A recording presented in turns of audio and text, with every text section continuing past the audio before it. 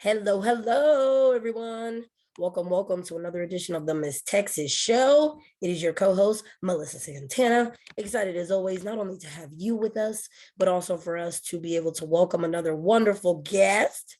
And so today's guest is none other than Susie Omilian.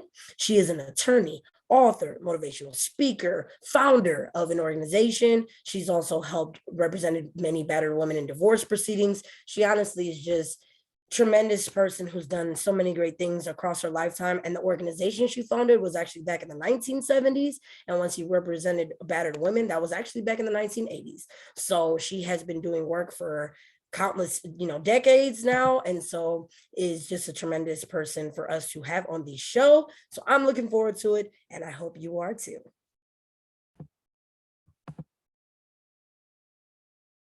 The Ms. Texas Show is a voice of hope for victims, survivors, advocates, and community leaders against gender-based violence to share their stories and resources. We began showcasing life in Texas. Today we are impacting lives not only in Texas, but also around the world. Under our segment Military Time, we run this segment in partnership with the National Veterans Chamber of Commerce. We invite military and veterans who have overcome traumatic events to share their experiences during and after their military service. Under our beauty segment, we invite fellow pageant winners and contestants, artists, musicians, actors, models, and dancers, and last but not least, our survivor leaders from family violence, sex trafficking, sexual assault, stalking, and other traumatic events who are ambassadors for these causes to share their lives and the impact they have made. To become a guest on our show, email us at msusatexas@gmail.com. If you would like to support victims and survivors of gender-based violence, make a tax-deductible donation to Hope Picks Global at www.hopeyxglobal.org. Hello again, everyone. Welcome once again to the Miss Texas Show. Your co-host, Melissa Santana, but also our wonderful guest. And so I want to officially not only welcome everyone to the show, but also officially welcome our guests and who they are. And so Susan Omilian is who we have today, is an attorney, author, motivational speaker, who has helped hundreds of women over the last 40, I just want to make sure I say that, one more time, 40 years, reclaim their lives after abuse. So this is multiple decades of dedicating their lives literally to helping others. In the 1970s, she founded a rape crisis center, and in the 1980s represented battered women in divorce proceedings, which is no small feat because those can be atrocious, but we'll hear more about that shortly. In 1990s, she litigated sex discrimination cases, including sexual harassment, with the death of her 19-year-old niece, very sorry to hear that, Maggie, killed by her ex-boyfriend in 1999. Susan vowed to help others take the journey from victor to survivor to thriver, as Maggie unfortunately could not. She is the originator and facilitator of My Avenging Angel workshops, based on the idea that living well is the best revenge. And since 2001, she has helped survivors of domestic violence, sexual assault, and child abuse find hope, healing, and empowerment. She is the author of the award-winning Thriver Zone trilogy of books that include the 7-step motivational model used in her workshops. As a nationally recognized expert on process of recovery after abuse, Susan frequently speaks about her work to survivors and victim service providers, including victim advocates and therapists, as well as working with Indian tribes and male and female inmate populations. For 15 years, she also facilitated groups with male domestic violence offenders. And so, no small feat there. So literally, like I said, almost an entire lifetime. For some people, it is their entire lifetime of dedicating yourself to others. So literally with that, Susan, it is a pleasure and honor to have you. I'm just so glad that you set aside some time, are gonna, indulge us with your story and all of those wonderful things. But so with that being said, I would love for viewers to get the opportunity to know, who are you, what more about your journey, what led you here today, just all of those wonderful things, if you don't mind. Okay. Well, that's quite a biography. I'm listening to that going, boy, I think I'm tired after all that. Oh, yeah. Yeah, it's interesting to me when people read that, or I read it to myself, that there seems to be in my life, as probably in many people's lives, sort of these segments where you were sort of thought you were going to be this, and then you kind of did that, and then there was something else that came up and something else. One of the things that I always like to think about my life, and I'm of a generation, I was born in the 1950s, where women were submissive and we were taught to be, good moms and not have a career. And then I went into the 60s and 70s as an adolescent and a young adult, and the whole world exploded for women. So I am one of those people that sort of took the charge in the 60s and 70s, particularly the early 70s, to see what women's rights would be in a world where they were recognized and that women were allowed to be everything they wanted to be. Or I guess the best way to describe it is we would have choices about who we were going to be. So that was the first thing that I guess I did. I started out as a journalist, actually, wanted to be, I'm a writer. I've always been a writer. I love to write. And I think I got this idea as a kid. I grew up blue collar in a Polish American community in Detroit, that you were supposed to do something good with your life. But most of my family did not go to college, hardly even to high school. My grandparents were immigrants, so my mother was a first generation, and my father first generation American, and I was second generation. So there was really kind of this path that was kind of open. At the same time, there was limitations about how we do this. I don't know exactly how I got to women's rights, mostly about employment discrimination, but I'm not really remembering how I got to domestic violence and sexual assault. I think maybe it was kind of also an issue that was gathering steam. I remember when there were no sexual assault crisis services, there was no helpline, there was no domestic violence, wasn't even a word. And so I sort of grew up with all of that. And as we were in this kind of exciting time, although obviously women were suffering because we hadn't identified these kind of things. But the idea that we had to do something about this, and we began to gather in small groups and consciousness raising, certainly a lot of around women's studies, and the idea that we could begin to articulate some of these things and to begin to help women who had no recourse before that. And yes, it was true when I first went into the courtroom, representing battered women. That was the term we used back then, actually. Now it's more domestic violence or even women who have been emotionally and physically abused. That we had just passed the restraining order. This is in the early 80s in Michigan, where I grew up, and then I eventually moved to Connecticut, where I live today. That the judges didn't understand it, the attorneys didn't understand it, the clients didn't even understand it. All they knew is that they wanted to get out and that this was not a safe place for them or their children. And the domestic violence shelter had just opened up in that particular part of Michigan. So we were all sort of new at it and trying to figure out, except that many of us had this passion. So I sort of went along with that and found opportunities to continue to do this. And to law school gave me the credential, because men at the time were mostly dominant in the law profession. I was coming into in and out of law school in the late 70s. There was nobody working on these issues because women were not lawyers. So that was one of the things I wanted to do, is get a credential and move through it. I remember reading Ruth Bader Ginsburg's cases in my law school textbooks, and I didn't quite know who she was until much later, but then I thought, boy, I want to do something that she's really cool. She's doing this sex discrimination stuff. So beginning to sort of gather what I wanted to do. And not only, before I went to law school, I actually did some work on sexual assault. We put together a crisis service that wasn't available.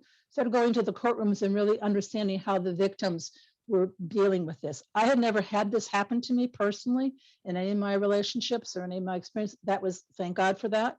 But I began to have more empathy and understanding of how this worked. And not only what I learned to do, but that I began to figure out how to translate this to people who had no idea what we were talking about, and that these women were in danger, and they had been in danger, and they needed to move through the crisis and to get out and to be safe, not only themselves, but also their children.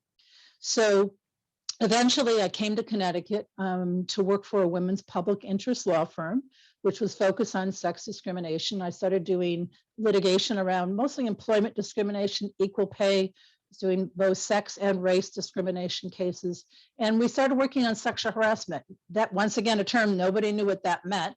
And so we started to train, go into employers. Employers were inviting us in because they were starting to get sued about this sexual harassment thing. And what is this sexual harassment thing and how can we stop it? So we started doing training, and the law started to recognize that there was this thing called sexual harassment in the workplace generally that allowed women, women were losing their jobs and they were losing opportunities because the employer didn't know how to stop the men from harassing them.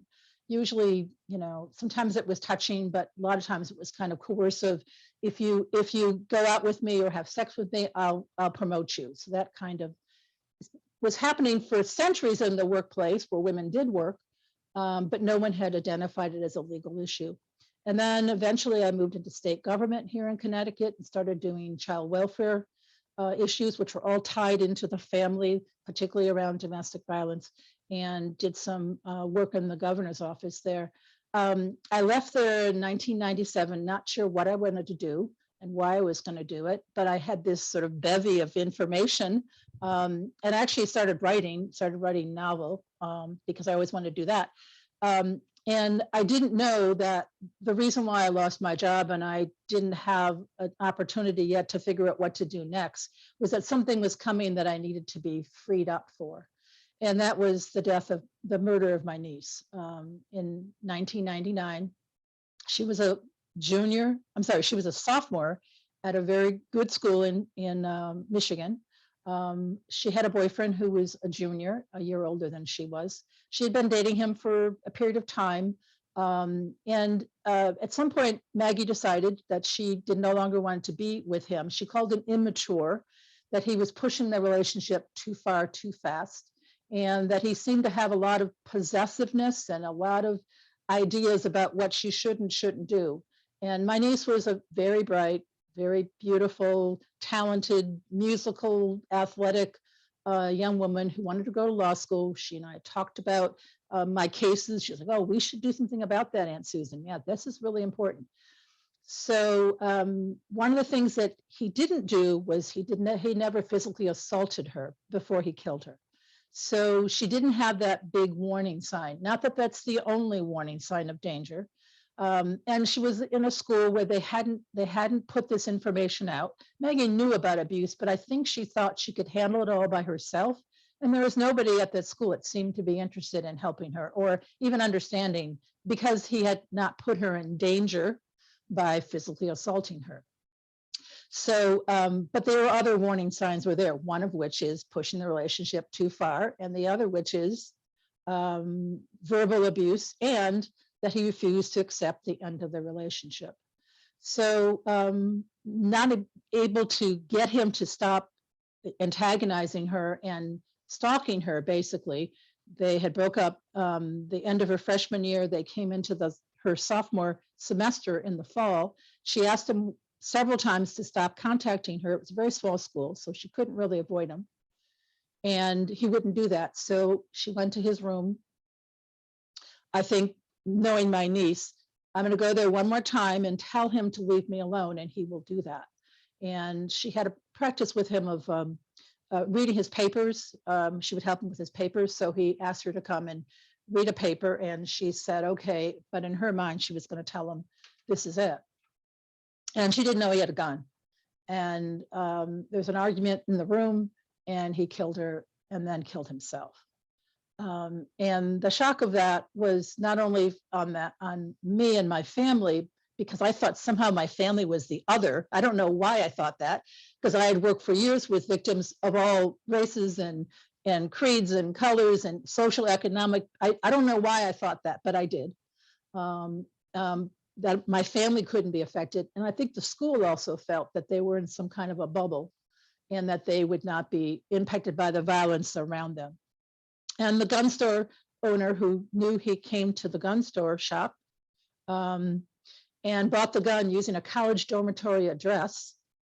It was a small town. He knew it was a college dormitory address. He knew he was a student, the gun store owner, but had no legal obligation to contact the school and tell them that.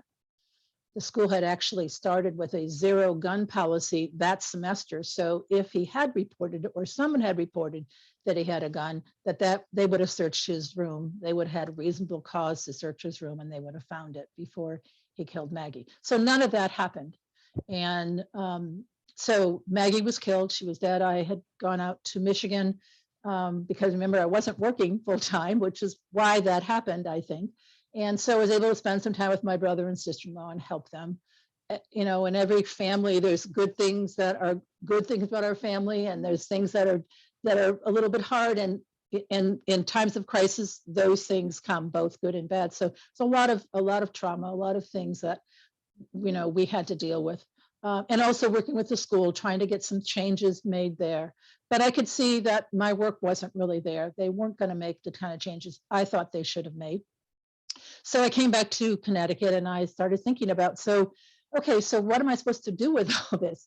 And I thought maybe I should go back into crisis intervention work because that's where I came from. But I tried that, and every woman in the shelter was Maggie, and emotionally I couldn't do that. So I wasn't much use there. And I started thinking, well, you know, how do you avenge somebody's death? And I thought, well, you usually take him, get him arrested, put him in jail, make sure they don't hurt anybody again. But this man had killed himself. And so I had to think about, okay, so what is this revenge for me? Maggie, if Maggie was alive, if this happened to me or any of her friends, she'd be out there doing, God knows, you know, changing the world. So I got this quote. I Googled the word revenge, which is what we do these days. And I got living well is the best revenge.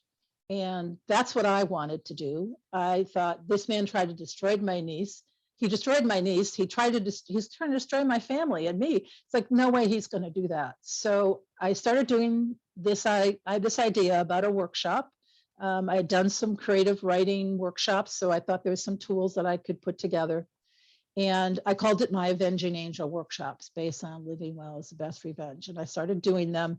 I had a local hospital here in Hartford agreed to sponsor me and sort of welcomed me. They had a domestic violence program at the hospital.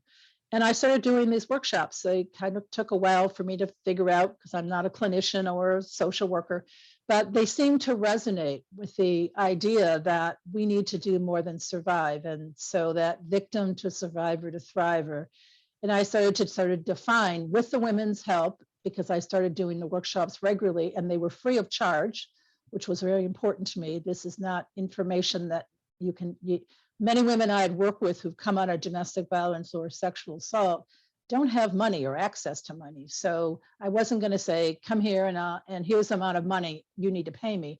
So I have a nonprofit that has in the beginning and now all the way through has supported me so that the workshops are still free and will always be free.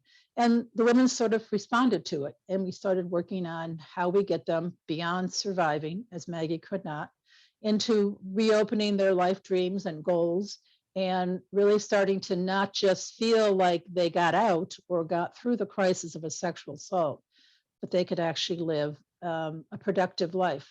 For some of them, they'd never felt that because they, in fact, had child abuse in their life or previous incidents. So it was kind of a compounding of all their trauma history. And so, but to open up to the idea is really what I was trying to do. So that is what I'm doing. And I feel like it's the thing I was born to do, destined to do. And that everything I had done before Maggie's death came to this. So in some way it was kind of like a gift, even though I didn't want Maggie to die, obviously, but you can't control that. So here's what I could control. And I must have been given all this information to do something with it. So this is what I'm doing. Absolutely. And not only do I appreciate, so very much, everything that you have absolutely shared up until this point, but also I also have to applaud your work because I myself have, I worked in a rape crisis center also for several years. And I just think it was definitely that pioneering work of individuals like yourself that allowed me to even have that chance. And so, and like you, I did happen to have experience with domestic violence, but I had not had experience with sexual assault. So I found myself working in an organization with others, like you said, that I didn't necessarily, without me having the same experiences they had, but still fighting for them nonetheless, you know what I mean? Still wanting them them to also have access to all these incredible resources, still wanting them to also go from victim to survivor to living a thriving life, much like Yep. you have definitely like, really have like set the path for, really, to be honest. And so I just really want to start, with that part. It's just, thanking you so much, for doing that and for like setting that Well, forward. myself and you're right, many other women who were scorned and screamed at and told they were crazy. And somehow we found our way to not only find each other. And there was a time when, if we could get 5 people in a room who we didn't already know about this issue, we were lucky. Yeah. Now it's conversations with law enforcement, with mental health providers. I mean, we haven't got there yet, but the conversation, particularly around trauma, which can come in a variety of ways. And COVID certainly gave us a lead on that. And this last week with gun violence, we certainly are back to that trauma history again and how it impacts people now and in the future. So yeah, I think it's been a work of a lot of people. What do they say? We stand on the shoulders of other people, particularly women, who were very brave and very courageous. Oh, amen. I definitely agree. And speaking of that, one of the most like striking things that like stayed with me as you were speaking is that born in a time that a lot of these conversations, like you said, were not being had. 1950s. That was. Oh man, so just an interesting decade to be alive, just in general. So Luckily, I'm just like, I was very little, so maybe yes, exactly. I didn't take it all in, Right. No, this is very true. And then right. So it at least at least graduated to the 60s and then, went on from there. But I just remember, and even, I mean, you literally even see like there's some movies that like depict, some of the violence that took place during those decades. And yeah, I mean, honestly, there wasn't really avenues for women or like anyone that might have been, because we know it also, this doesn't just happen to women. However, as we were mentioning, you definitely have provided a voice and a lot of resources for what was once known as battered women. And so we definitely want to, highlight that. But it's just, no, there weren't necessarily a lot of avenues. And so like, it wasn't necessarily being spoken about, but also what's ironic is that, but it wasn't that it wasn't happening. So it's not like violence, you're exactly Right. like, it just started in the 2000s. Right. Like, it's not that Yes. it was taking place, but none of the measures were there. A lot of the resources didn't exist and the conversations weren't happening. And so unfortunately, yes, a lot of these things were taking place for the first time, despite the fact that the violence had already existed well before a lot of those conversations were taking place. And that's what I was going to ask too, is that, so even though you may not have been a survivor yourself, I am curious, not necessarily like you said, 1950s, you were born. That's when you were still very, much younger, but just what was life like growing up during a time where, all of these things were a lot stricter, where a lot of the conversation, and like you said, once you even found your community, how was it that you were able to keep that going? Were you having meetings privately? Like, I'm just wondering, what did life look like back then, and how did you sustain all of these efforts that you now have? I don't know that I grew up in a very large extended family, so there was a lot of support for me. But the idea was that I was, as my grandparents were immigrants, and came into this country, maligned and all the things that immigrants are, even today, are how they're treated. That I was supposed to do something more, but I didn't have a goal. My parents did not have even a conception that I would be a lawyer. And there were no women lawyers during the 50s. Oddly enough, there was a woman, my parents had a land contract on their house, and every month my father would go to the attorney's office to pay the bill. And sometimes I'd go with him because, it was cool to go with daddy and drive in the truck, And it took me years to figure out that the attorney that we saw every month was a woman. And I just didn't realize that because there were no women lawyers. In fact, when I went to law school, there was only a third. It was and at that time there were a few women lawyers out there, but they were only doing family law. Today, women lawyers do all kinds of things, criminal law and criminal defense and real estate, whatever.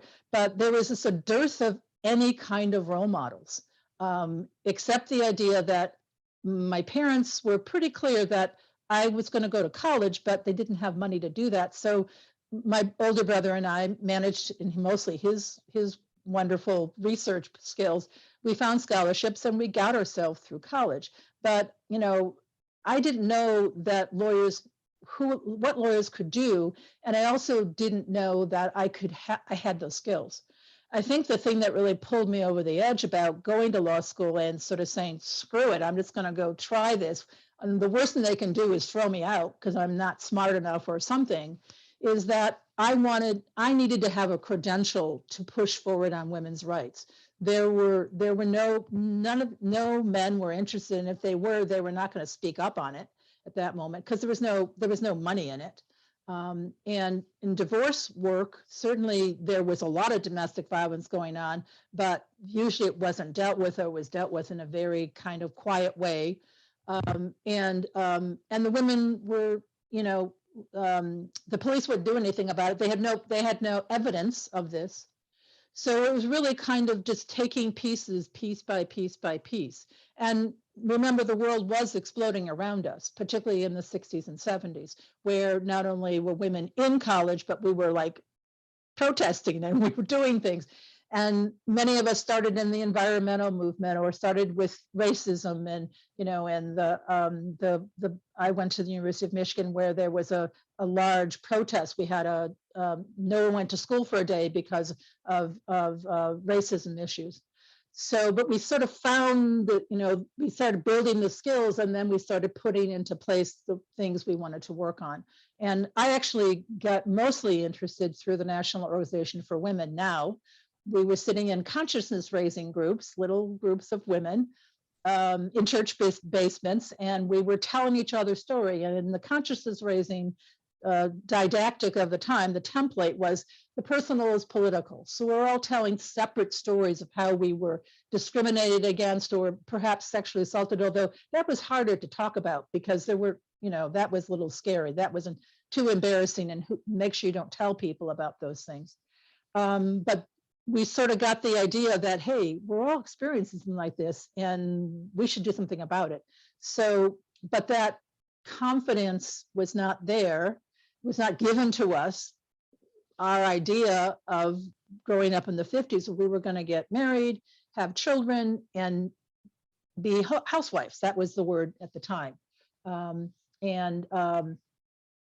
was not particularly, not that I didn't want perhaps that, but that wasn't the only thing I wanted to do. And so once again, there were choices. And then those of us who were able to began to see that the work needed to be done so that more and more women could expand. And that's really where it caught me. But there was no drumbeat for it. And many women, particularly women who were college educated, were not. If you go back, and particularly after the war, my mother talked about this. She was a Rosie the Riveter during the war. One of her best jobs was ever working in the airplane factory, which was a converted auto factory to make airplanes during World War II. Best money she ever made, best job she ever had. But when the war ended, she had to go back into the home. And that's the way it was. But that wasn't my generation. So that cutting edge was really to start to identify, and then it just sort of blew up from there. And people like Gloria Steinem and Bella Abzug and Ruth Bader Ginsburg showed up and began to take the law and take the culture and start to form it. And then we had great songs like I Am Woman, Hear Me Roar by Helen Reddy, which became our anthem. And I think the numbers began to make you feel a little safer, and the articulation that we could do something about this, and we were making little tiny gains. And today, although we haven't gotten equal pay across the board, we certainly have gotten more women, and not only women getting equal pay, but getting into positions and jobs that they wouldn't have otherwise been in, like lawyers, like plumbers, like CEOs of companies, women entrepreneurs. That was almost, unless you had a little sewing business on the side, that was almost unheard of. So if that's how I experienced it without having the trauma of a sexual assault or domestic violence, then I knew the women I was working with, they were like double teaming here. So that's really what got me going, that I could see some kind of progress. When Maggie died, I think it sort of set me back because I didn't add the gun violence in. And I also hadn't worked with male offenders. And that's one of the things I took up after Maggie was killed.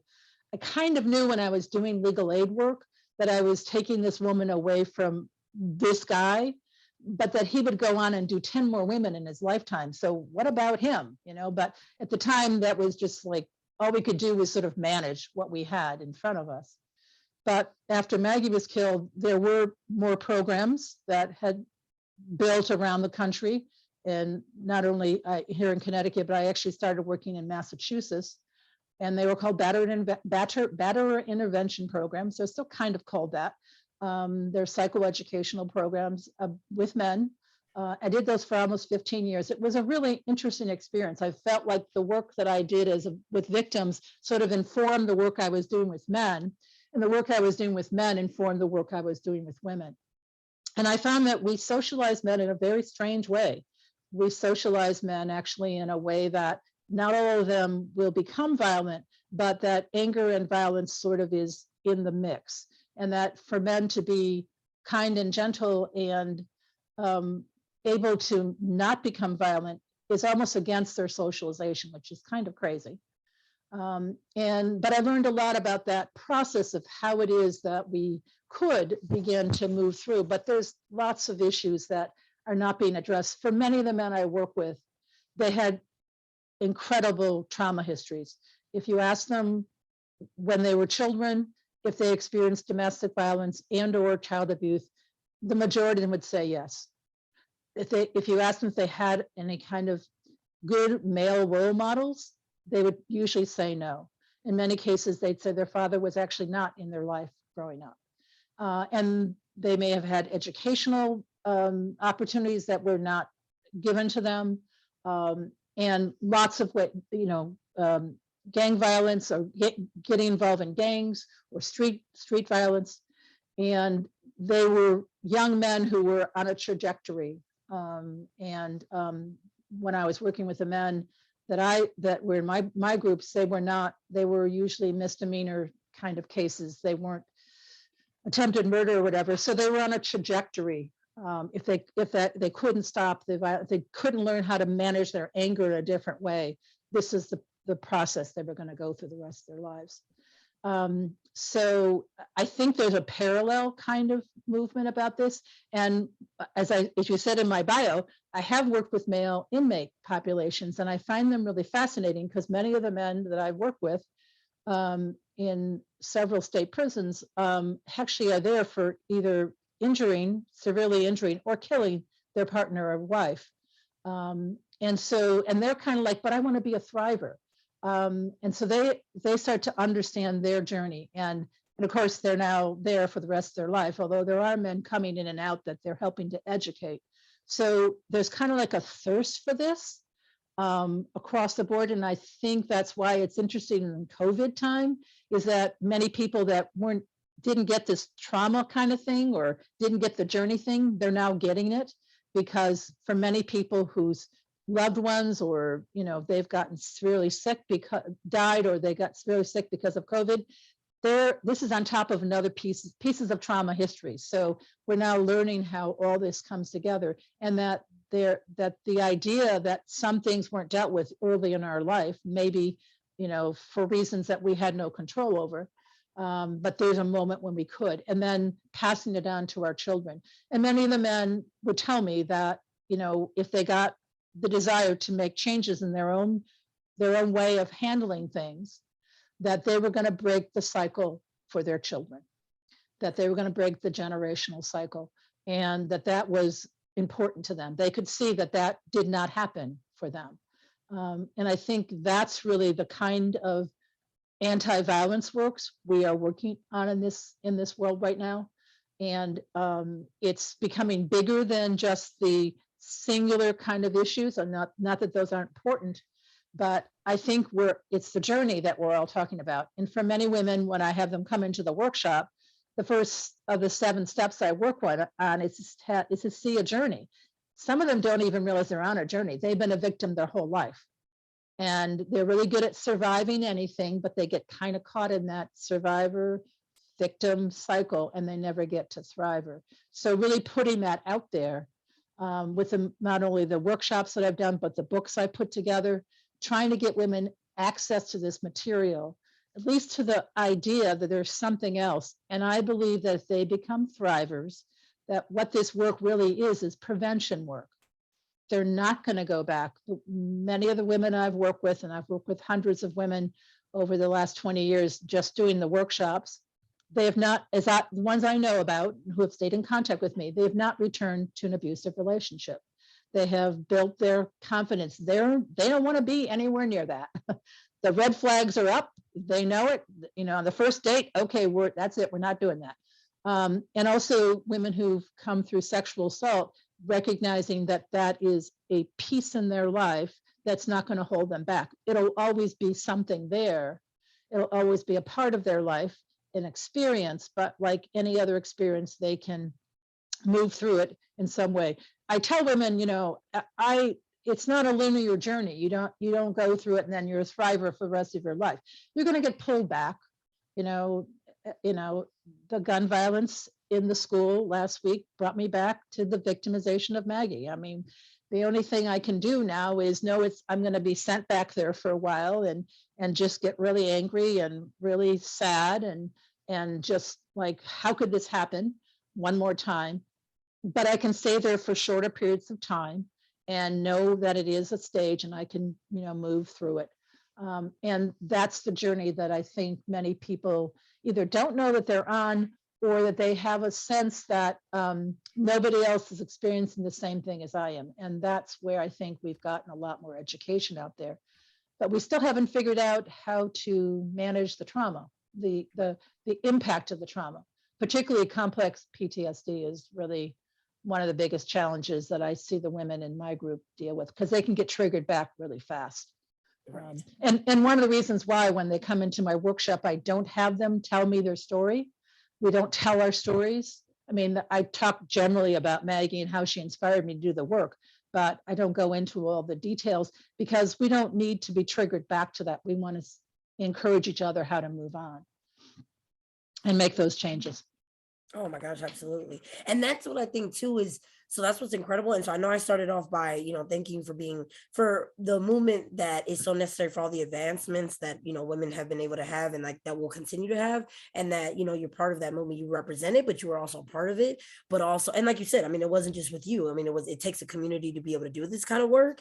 And so, and it will continue to, we'll need that in order to continue to push things forward, because these fights aren't easy ones. These conversations aren't easy ones to have. And so it definitely takes that support and definitely that community. But it was definitely Maggie too. So I know I started off, like I said, the first part with, with all the great things you represented have been a part of, but I absolutely wanted to also highlight, her incredible, life and just, and unfortunately, I know she left behind a great legacy and it, and inspired you to do this great work.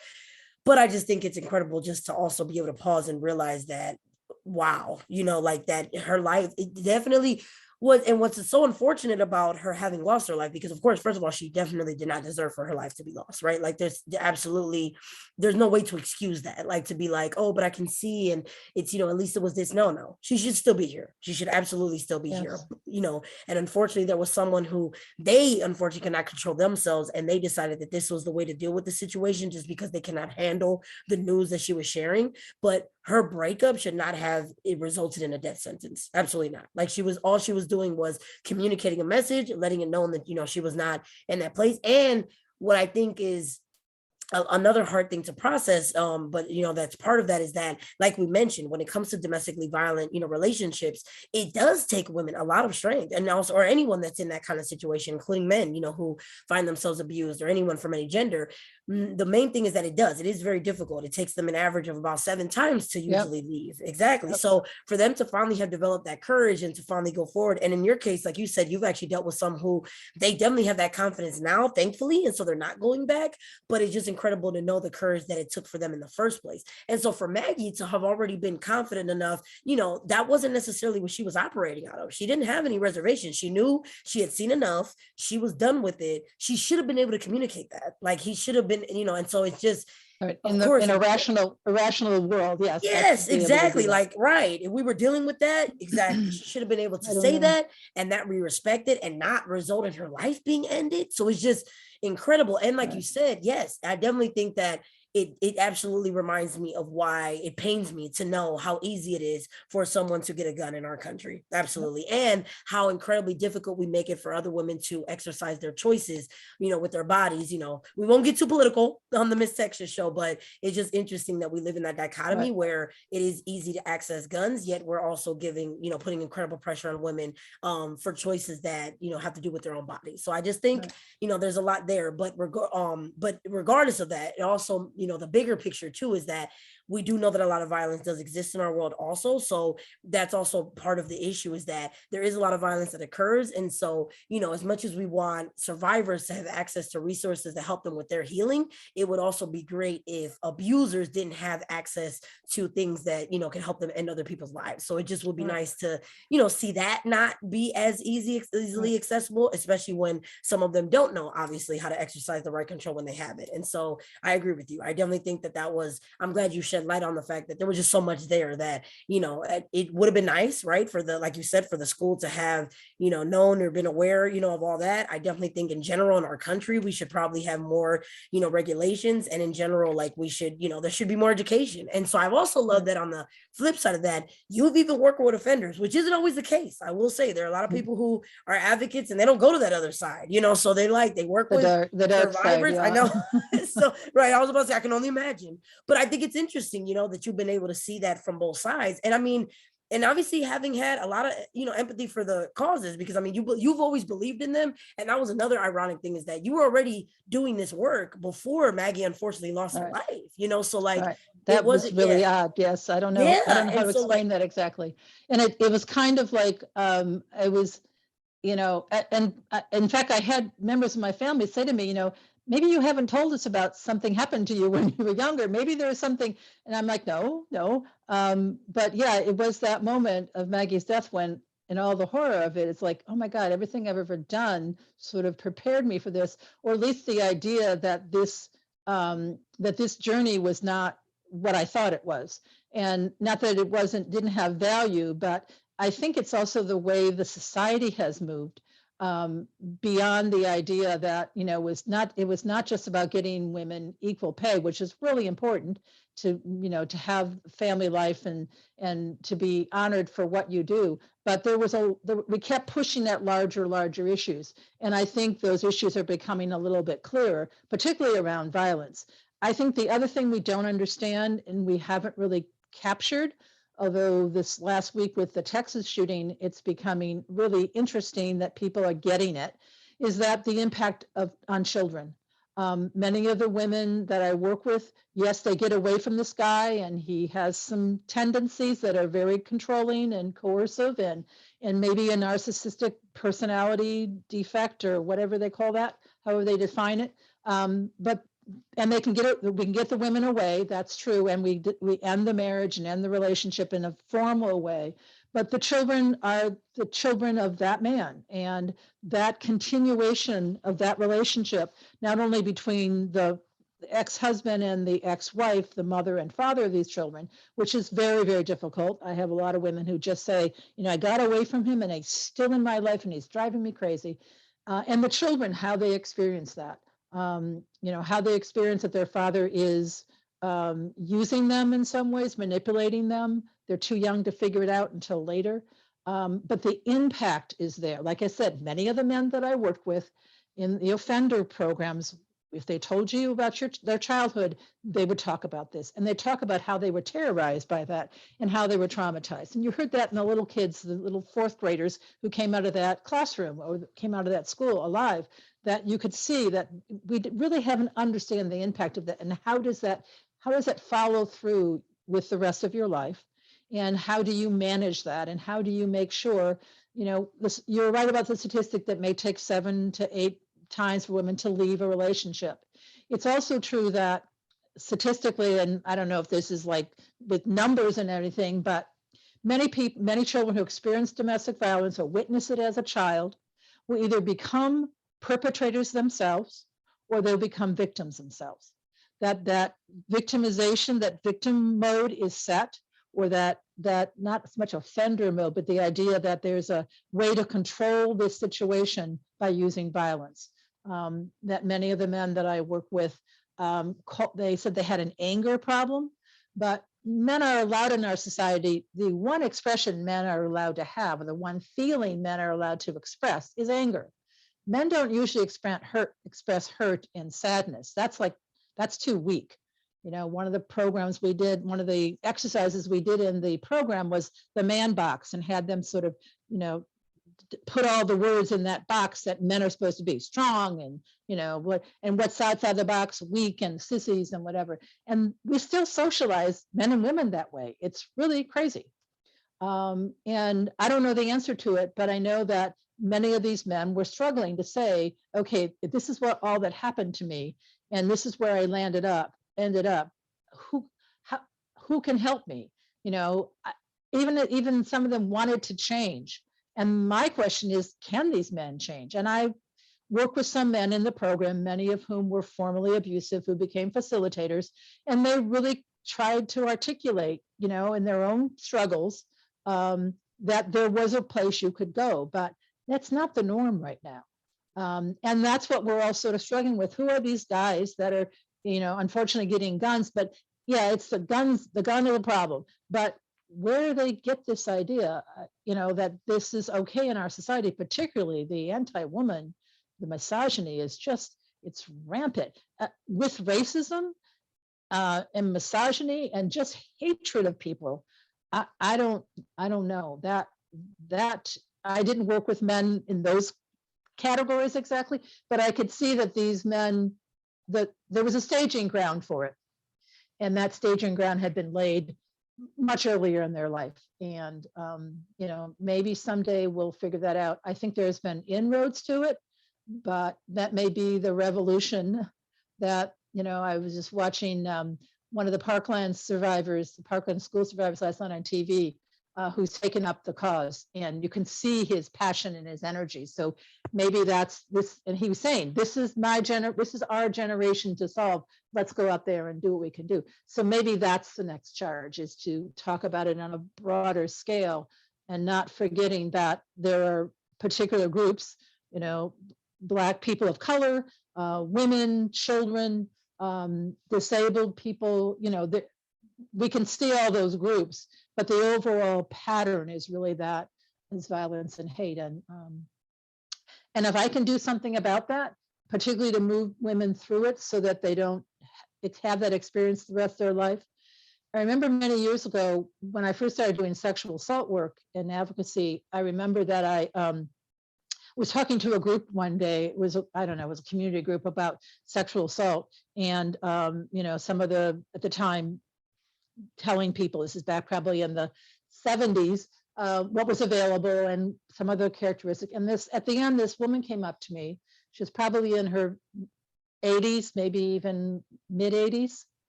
And she pulled me aside in a very quiet voice and said to me, I've never told anybody this before, but I'm going to tell you that I was sexually assaulted when I was a girl. And I thought, this woman carried this for 70 years, maybe 60, 70 years. Right. And she told, and I suspected she will never tell anybody. She didn't tell anybody again after that. I felt so honored to hear her story. On the other hand, I was just appalled by it, that finally she felt. And that was the change. That was a clear change, but it was just like we were way back here, and now we got like here, and we still haven't gotten way over here yet. And I don't know that I'll see that in my lifetime, but I also didn't expect to see where we are today in my lifetime. So I guess we shouldn't sell it short, but I still see that we're still working on about the same issues, just we're getting a little bit more articulate about it. And, you know, that I've been able to figure out 7 steps to thriving is better than we didn't even have a word for this. And many of the women like it when they come to my workshop, and now they have a word for what they want to be, not just survive, but they're going to thrive. And I encourage them. I have a working definition of thriver. You know, it's like we haven't made it big enough yet. And these women do things that I didn't even imagine they could do. And when I walk in with their faces looking bedraggled, because they have been bedraggled by the world around them, and then suddenly, even within, you know, a couple of hours of the workshop, their faces brightens up. It's like, oh, I'm on a journey. Oh, I could set new goals. Oh, I could quiet that negative voice in my head. I could bring up the happy. They're like, wow, it's like, that's a gift that I can give them, but they go and propel it out and do amazing things. I start singing again and going back to school and starting businesses, all the things that we couldn't do as girls when we were in the 50s. So Right, exactly. those little gifts.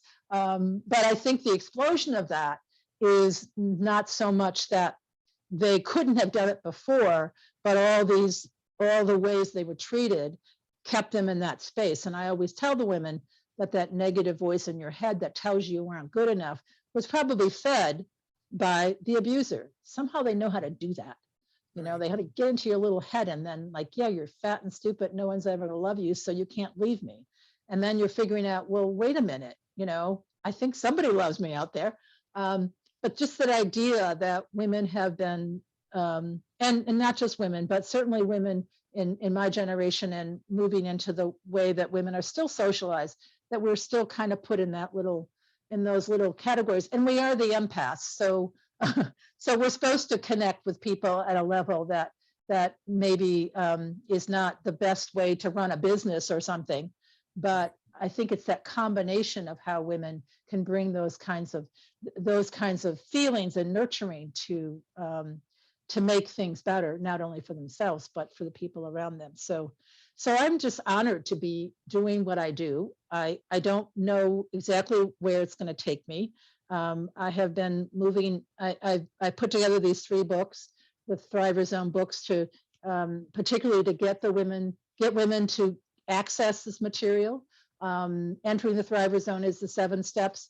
The staying in the Thriver Zone is really about I call manifesting positive energy, focused desire, push through your fears, those limiting beliefs about yourself, and define the real you. To me, I'm my real you. This is the authentic me. I love to do meaningful work. If I can make my goals match meaningful work, I'm all in. And then the 3rd book, Living in the Thriver Zone, really I interviewed 7 women who came through my program.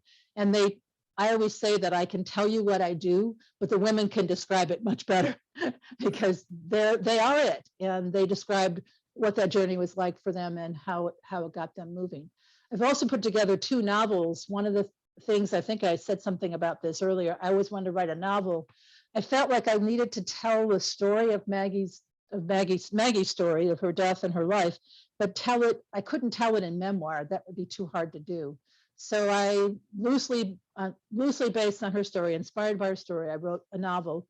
One of the things I wanted to do was to have the ending be different, not that she wasn't killed, but that the college actually steps up, that the society begins to move and that people are recognizing this thriving thing. So it's kind of a little bit of a fantasy on my part, but That's awesome. but it's also kind of in a 3-book series. And what does it look like that a community of women start to deal with this in a little different way?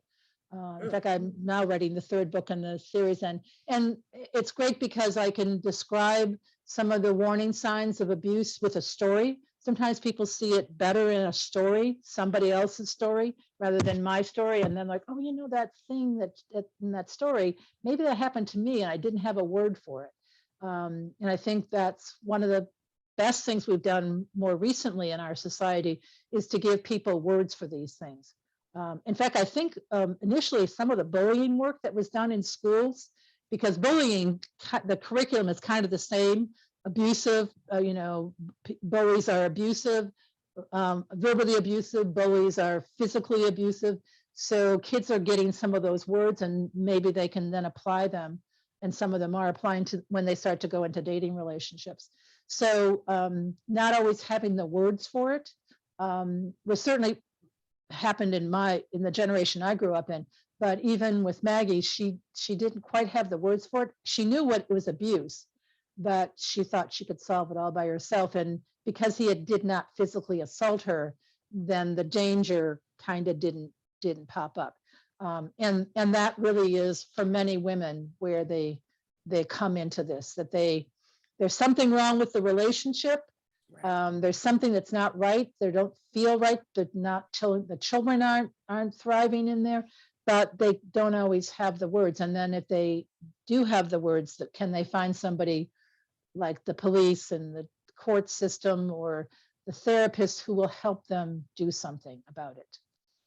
Not only perhaps leave, but also to then manage what the impact has been on them and to help them survive. I do get a lot of therapists who send women to my groups, my workshops, because therapists don't always do goal setting and visioning. So and I always tell the women, don't give up your therapist. You need a whole, what do they call the whole village here, right? To help you. So it's a therapist, and it's your, it's your massage person. It's your, it may be, in fact, if you're a person of faith, it may be your religious, spiritual leader. Just gather all those people and make sure they're on the same team. And they understand these issues. And this is and you need to ask for help to get yourself out. That's one of the things I've been working a lot about with them, is asking for help. People are there to help you. And you don't have to, stay back and say, well, they're not going to get it, or I'm too embarrassed. But how do we help each other to get through it? And that's really what, like I said in the very beginning, somehow as a child, I was given that idea that we should help each other. Right. And I do believe that's why we are here together on this earth. And if we can't, there are people who've helped me tremendously. So I should definitely give back to that. So, but where this all goes, I think there's lots of things that could happen here.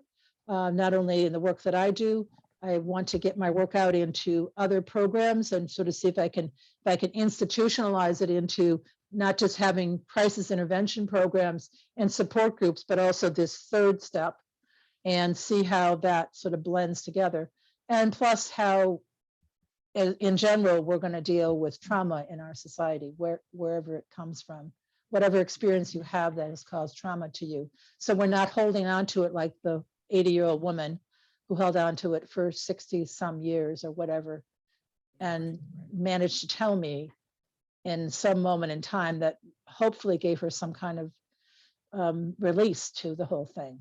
At least that she had told somebody before she passed, which I think is the least she could be given to do. Absolutely. And I definitely agree. And it was interesting that you used the word propel earlier, because I was actually going to say that, given that you had already been in this line of work, before Maggie's passing, it may mean that she may not have started the work, but she definitely helped propel it, propel it forward. Yeah. And I feel like, she absolutely gave you that inspiration behind it. I definitely think you're absolutely honoring her memory and legacy with all this work that you're doing. But like you said, even though we've made some advances, definitely got room to grow. But at the same time, at least, with a lot of what you're doing, for example, and how your contributions, they're definitely helping give survivors those tools, definitely that language, like you said, and it's also giving them that empowerment, which, of course, right, in a lot of situations, they either had got robbed of or really lost, meaning of really in the past. So it's just wonderful that you're reconnecting them with that and giving them the opportunity to, to reshape their futures and their lives from where they were before. But so with that, you actually answered the other thing that I was going to ask about, like, where is this all going in the future and all that. So you answered that. And you mentioned, some of your books and all that, but that's what I want to now give you space for, is that, speaking of your books, speaking of your workshops, if there's anyone that wants to connect with you or learn from you or work with you, whatever, or, however it is, how is it that they can come join us, whatever right, we're doing here. Yes. So I have a website called it's Thriver Zone. And on the website, you can purchase my books. They're also available on Amazon and bookstores and whatever. But if you purchase them through my website, I will sign them for you and we will make a connection, which is great.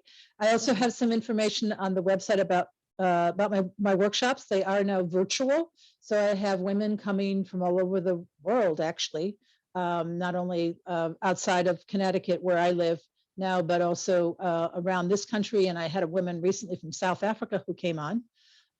So they're 4 times a year. They are free of charge. If you go to on my website, but a separate domain, which is myavengingangel.com, there are flyers. I have workshops coming up this fall. I do them 4 times a year, 2 times in 2 separate workshops in the fall and 2 separate workshops in the early spring. So they're welcome. I also have a follow-up group. I decided that I had a workshop and I could meet people and that'd be great, but I didn't want to say goodbye and just like, oh, okay, that was fun. So I have a monthly follow-up group, also free.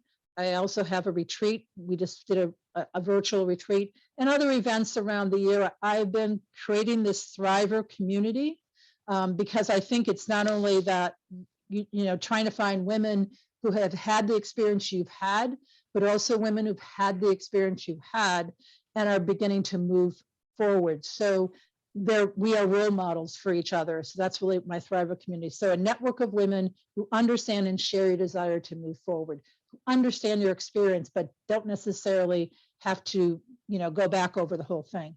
And then finally, I am doing training. I have begun to train, particularly working with materials that I have, just to give people an understanding of what it is that I've created, the kind of exercises. I've had a lot of therapists come, counselors, I'm doing a training coming up for the local domestic violence and sexual assault programs here in Connecticut. I've also trained the similar program staff in other states. And I've done a lot of national conferences. And so people are sort of coming to me and saying, oh, this material is really interesting. How could we incorporate it? And I am moving to license material so that it'll be it'll continue to be as a package. And because that's the way that I found it to be the most valuable. And really trying to not only get my material out there, but anybody who's talking about this third step, this idea that we can do more than survive. And like I said, it may not even be about sexual assault and domestic violence. I think there are a lot of people who are coming through COVID that are going to be asking, particularly the long haulers, like, when am I gonna move to a different place? And how do I manage that? Because you may never be able to overcome the emotional impact of what's happened to you, but you can always recognize that that's what it is. And then you can, in spite of that, you can also still move on. And so it'll be something you'll carry with you like a purse, but it doesn't mean that it's going to limit you completely. So what I've tried to put out is that a thriver is a happy, self-confident, productive individual who believes she has a prosperous life ahead of her. And in that prosperity, she knows that she will not get stuck in her anger or need for revenge, that living well is her best revenge. And defining that, I think, is going to get bigger and bigger all the time. So I welcome people if they want to come and hang with me. I mostly work with survivors. There are a lot of women who work in the movement who actually are survivors themselves. So sometimes it kind of overlaps. And they haven't done their own personal work, or in doing the work with the other women, they get triggered back to their personal work. So that's really helpful. And I've also been interested, like I said, in working with men and particularly the inmate population, because many of those, and the women in particular that I've been in women's prisons, they either have been there for harming the abuser when they couldn't get anybody to help them, or they have been arrested themselves when they're in fact the victim. So it's a huge population, lots of trauma history. They're not there by chance. They're there for whatever. So I'd welcome anybody who wants to come and hang in my Thriver Zone. That would be great. Absolutely. Thriverzone.com is is my, what do they call that? My used to be like your trademark, you know. Now it's your website. Now it's your domain name. Exactly. No, very true. But it is a tremendous resource. And I definitely, not only like Susan said, but I also encourage anyone who just wants to get connected, because there's so many avenues here. There's workshops themselves for survivors, but then there's also trainings for those who want to advance this work. There's also opportunity to just connect and learn further, and also just get that validation and confirmation. So I just think with all of that, there's so many reasons that you should definitely get connected. So I encourage anyone to do so. And I can't thank you enough, Susan, not only for everything that you do, but also for having been with us today, honestly. So thank you. Thank you so very much. And thank you, viewers, as always, for tuning in with us.